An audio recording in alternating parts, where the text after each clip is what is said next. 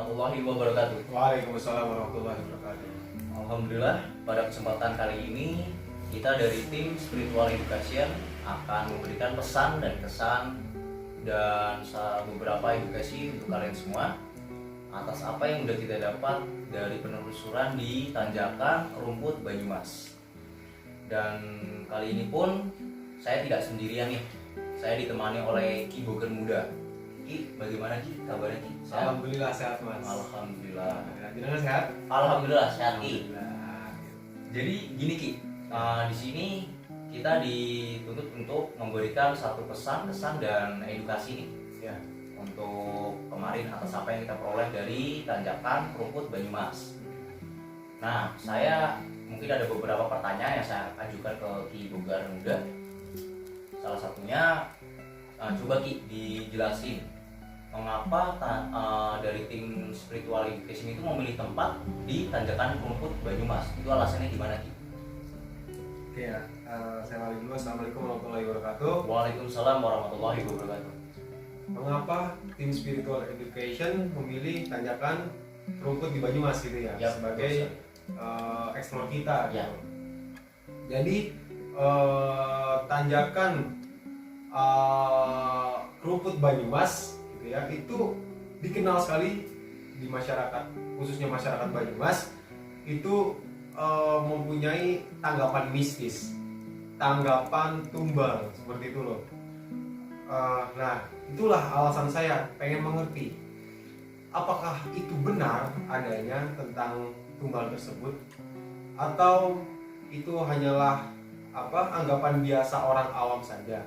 Karena setahu saya jin itu tidak bisa membunuh manusia gitu loh. Jadi saya dan tim Spiritual Edukasi di sana itu adalah untuk benar nggak jin itu sebagai penyebab dari kecelakaan-kecelakaan yang ada di Tanjakan Rumput Banyumas tersebut gitu Mas. Jadi istilahnya kan atas apa yang udah Ki Boger Muda jelaskan tadi, mungkin itu mengenai tempat ya, tempat bahwa Tanjakan Rumput Banyumas itu memang udah terkenal mistis, angker di warga-warga sekitar, mungkin bahkan di Indonesia udah masuk tanjakan kelima terangker di Indonesia. Nah, buat Tanjakan Rumput itu sendiri itu memang ada nggak sih istilahnya ada sangkut pautnya nih, seumpamanya mengapa tanjakan itu dikenal sebagai tanjakan terangker dan termistis nih? Adanya kecelakaan, mungkinkah itu dari gangguan makhluk gaib yang ada di situ, atau memang itu kelalaian dari manusianya itu tersendiri? Oke. Untuk pertanyaan ini sangat bagus ya. Apakah pada kesimpulannya dalam pertanyaan ini adalah apakah kecelakaan tersebut dari perbuatan jin tumbal atau kelalaian manusia itu sendiri, betul ya? Ya, betul sekali. Oke. Berdasarkan kesimpulan saya dan tim Spiritual Edukasi kemarin, itu emang tempat tersebut kerap sekali digunakan pesugihan untuk mendatangkan yang namanya orang agar menjadi kaya raya, seperti itulah ya. Mohon maaf agak belibet-belibet nih gitu. Nah, benar nggak sih adanya kecelakaan-kecelakaan tersebut dari situ, dari tumbal tersebut, tumbal pesugihan tersebut? Kalau saya sih mengatakan iya gitu. Iya Mas. Iya. Karena yang saya lihat dari olah mata batin saya dan dibuktikan oleh tim Spiritual Edukasi tersebut, ada jin atau sosok jin yang menyebabkan tumbal tersebut gitu loh. Jadi apakah jin yang membunuh? Enggak sih. Di situ banyak sekali manusia-manusia yang pada intinya adalah lalai. Mereka lalai, mungkin berkendara tidak membaca doa, atau berkendara dengan hawa nafsu, atau berkendara juga dengan emosi yang tinggi. Karena jin itu bisa mempengaruhi manusia ketika dia itu merasakan atau melihat aura di manusia itu sendiri panas gitu. Panas itu kan bisa ditimbulkan dari hawa nafsu, dari emosi, dari misalnya dia sedang sakit seperti itu. Makanya kalau berkendara itu pertama itu baca doa dulu. Itu wajib ya, Ki? Wajib baca doa dulu. Habis baca doa itu biasakan melihat diri kita sendiri dulu. Apakah kita sedang sakit? Apakah kita sedang emosi gitu. Jadi kalau pada saat berkendara itu jangan pada saat kita sakit atau pada saat kita emosi, karena pada saat itu manusia itu badannya panas setara dengan bangsa jin. Seperti itu, Mas. Jadi atas kesimpulan tadi itu berarti untuk benar-benar pusaka yang kemarin itu ada sangkut pautnya nggak, Ki? Dari pusaka yang udah kita peroleh kemarin tuh, ada sangkut pautnya nggak dari pesugihan itu dan tumbal itu, ada nggak? Ada banget, Mas. Ada banget. Kita kan kemarin itu pusaka itu dapat 3 ya. Dapat 3 pusaka itu. Jadi yang pertama itu ada batu akik ya, batu akik.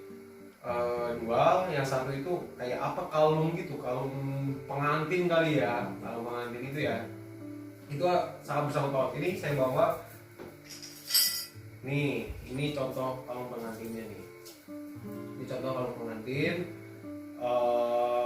Sangkut pautnya dengan tumbal itu adalah ya ini seperti ini sarananya gitu loh, macam-macam pesugihan tumbal itu sarannya macam-macam, ada yang pakai bunga, ada yang pakai boneka, ada yang pakai ya seperti ini sarana pengantin, tergantung dari si jin yang menempati tersebut pengennya apa gitu. Jadi ngaruhnya ya di mana? Ngaruhnya itu ya ini sebagai apa ya? Sebagai kamu saya bantu tapi kamu ngasih ini, gitu loh. Jadi intinya kamu saya bantu, tapi kamu harus ngasih ini gitu. Bisa juga kalau misalnya bunga lah, kamu saya bantu tapi kamu ngasih makan aku bunga setiap 1 minggu sekali atau 1 bulan sekali, seperti itu. Itulah sarana maksudnya gitu. Ibarat kata itu timbal balik ya, Ki? Timbal balik gitu ya, Ki? saling timbal balik. Nah kalau orang biasa yang pakai pesugihan tumbal biasanya misalnya melanggar perjanjian itu akan memakan tumbalnya, yaitu keluarga terdekat terlebih dahulu, setelah itu baru dirinya sendiri kalau melanggar ya. Makanya ketika berurusan dengan jin itu pasti ada efek sampingnya gitu loh. Saya menyarankan nggak perlulah pakai seperti itu. Kita menggunakan jin pasti ada efek sampingnya. Makanya saya sekali lagi bilang jangan pernah menggunakan hal-hal seperti itu. Meminta rezekilah kepada Allah Subhanahu Wa Taala. Seperti itu, Mas.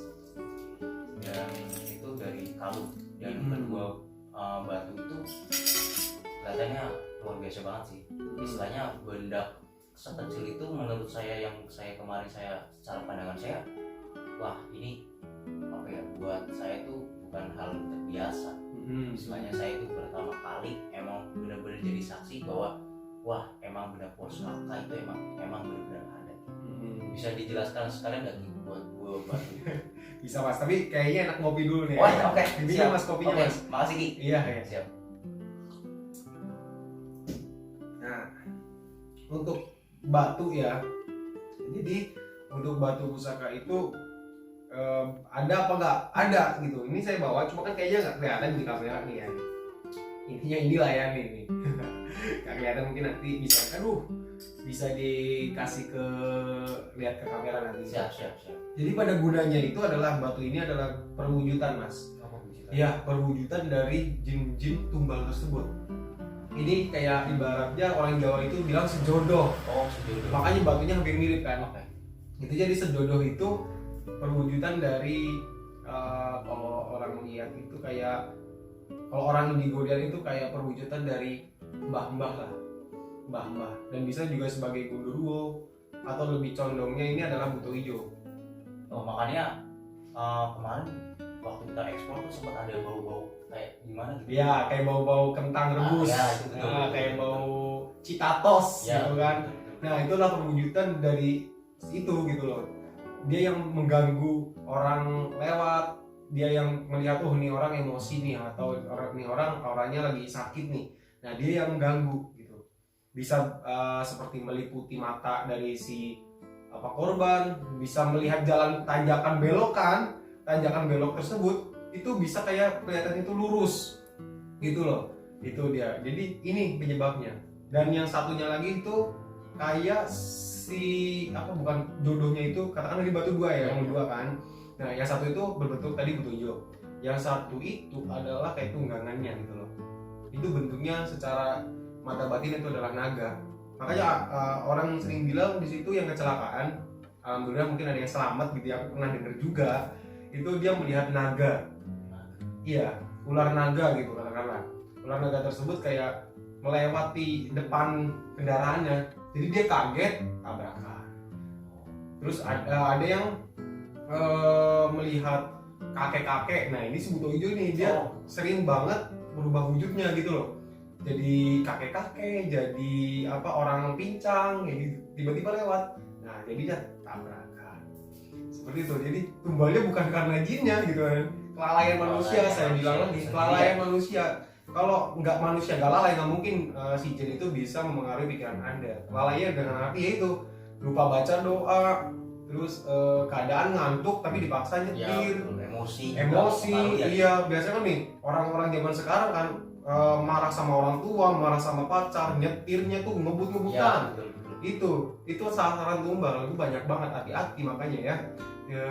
Saya bilang itu jadi tumbal memang nggak menyebabkan kematian gitu, nggak menyebabkan. Yang menyebabkan kematian itu adalah kelalaian dari korban itu sendiri gitu loh. Intinya mati tetap adalah rahasia Allah gitu loh, bukan dari si jin tersebut gitu. Mas. Diminum lagi mas? Oke, siap. Oke, mungkin hanya itu aja Ki yang bakal saya tanyain. Jadi atas apa yang udah kita peroleh dari Ibu Bermuda sendiri, bahwa janganlah sesekali minta rezeki atau apa yang kita inginkan itu ke hal-hal goib ya. Mintalah semua itu hanya dari Allah Subhanahu wa Ta'ala. Betul banget. Dan maka dari itu buat teman-teman, kawan-kawan semua, tolong jika berkendara janganlah dengan keadaan entah itu sedang marah, sakit, harus benar-benar fokus dan berkonsentrasi. Pelan asal sampai gitu aja. Jangan kebut-kebutan gitu. Ya menurut saya sendiri sih nggak baik demi keselamatan kita sendiri, karena di rumah itu keluarga menanti kita. Betul banget. Jadi ya kesimpulannya seperti itu, bahwa pesugihan itu nggak bisa membunuh. Bukan pesugihan yang membunuh. Itu hanya kesalahan kita, mungkin kita yang tidak fokus atau bagaimana, yaitu semua di diri kita masing-masing. Betul. Karena yang namanya kematian itu rahasia Allah Subhanahu wa Ta'ala. Betul banget. Boleh nambahin nggak nih? Ya boleh. Jadi semuanya untuk semuanya juga boleh ikut explore kami. Jika nggak percaya atau menganggap itu settingan, boleh mengikuti explore kami biar tahu ini adalah real, biar tahu juga ini tidak ada settingan gitu ya. Dan untuk semuanya juga, atau orang yang melihat video ini, jangan pernah memakai tumbal. Ketika Anda memakai tumbal, dan saya tahu di area bahwa Anda berhadapan dengan Allah, dan insya Allah Anda berhadapan dengan saya. Oke, mungkin itu aja dari kami, dari tim Spiritual Education. Kurang lebihnya kami mohon maaf, karena namanya kita manusia, tempatnya salah. Mungkin yang selebihnya mungkin dari teman-teman semua bertanya-tanya seperti apa sih explore kita kemarin. Kalian bisa cek di link yang ada di deskripsi, nanti kita sertakan linknya, kalian bisa nonton. Jangan lupa like, komen, dan subscribe nya, karena komenan kalian kami juga butuh. Bisa rekomendasi tempat-tempat akar nih di Purwokerto atau di mana gitu. Insya Allah jika kami sempat, pasti kami akan mendatangi. Oke, mungkin kurang lebihnya seperti itu saja. Ya, wabillahi taufiq wal hidayah. Wassalamualaikum warahmatullahi wabarakatuh. Waalaikumsalam.